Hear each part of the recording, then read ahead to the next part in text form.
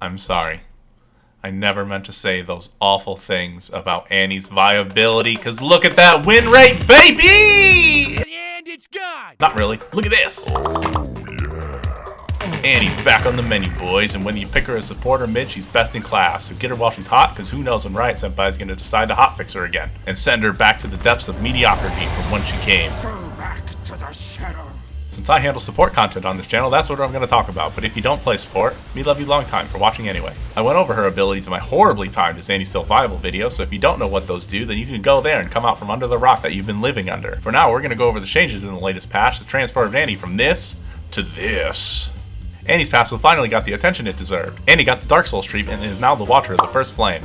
When Annie starts the game or gets the "you died," she'll pop back with a fully stacked passive and you won't even need to spend a humanity. If you don't get these Dark Souls references, I'm sorry, maybe you should just get good. Annie's Q and W are exactly the same, but her E is the big change that came to her kit. With the shield's reduced cooldown, increased scaling, and early base damage, she's the Oprah of shields, giving it to whoever asks, and it even likes to pay it forward. It now deals increased damage, gives some spell thorn mail, and can double stack with Tibbers.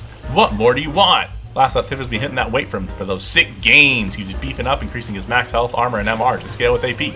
He's also been a good gym boy and not skipping cardio. He gains movement speed with R levels. Don't leak through these runes. Don't pay attention to the man behind the curtain. Do as I say, not as I do. Now let's get into those runes.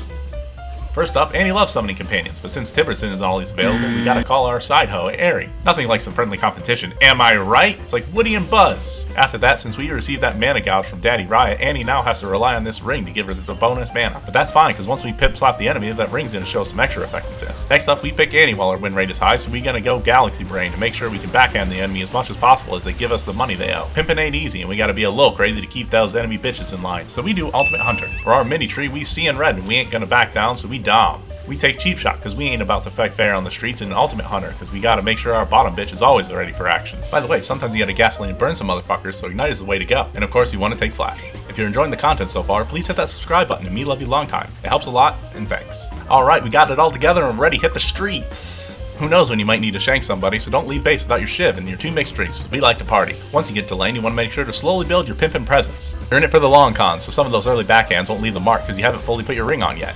After your nerf from Daddy Riot, your blue bar goes down quite quickly, so you want to make sure that you're ready to all in before you go slap happy on them. I'm going slap happy!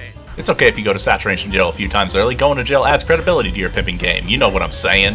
Yeah, I believe I know what you are saying. Just remember, you ain't no snitch, so sometimes you gotta let Big Joe handle the dirty work so Riot police don't catch on to you. But once your bottom bitch arrives, it's time to get greedy and start slapping those hoes so they cough up the money they owe. I guess Big Joe can take a cut sometimes because you're a generous god, but remember they're a filthy ADC main and you don't need them anymore. Once those hoes bring you enough money, it's time to spend it on yourself because it's always about you and you want to make sure you're doing that job right. So once you're ready, you want to pick up this sick pimp cane. You're running this show now, but you got to make sure to keep the lights on so no cops show up and ruin your good business. Now it's mid-game, you want to make sure to keep those profits high, and the enemy bot laners are running low on cash, so it's time to expand to the neighboring lanes. It's time to gank those motherfuckers and send those bitches straight to saturation jail. Just remember to stick with your friendly local mugger or Big Joe, because we ain't about fair fights here, plus our bottom bitch is always here to back us up. Don't forget to leave your mark on the enemy towers, mug those good Samaritans, and laugh all your way to the bank. At this point, we're making it rain, and just like every pimp, we've got to make sure everything we buy is purple. Pick up these sick kicks, get this nice medallion, get your backup pimp cane, and your pimp hat. Also remember to get this nice piece. It doesn't really fit with the rest of it, but we'll just call it our chalice so it completes the ensemble. It ain't purple, but you know what's better than purple? Gold, baby! I love gold! We did it, we're pimping our way to the top and we just don't stop. If you tried this out, let me know how it worked for you in the comments. And if you enjoyed this video, check out this Giga Chad next. Talk to you later.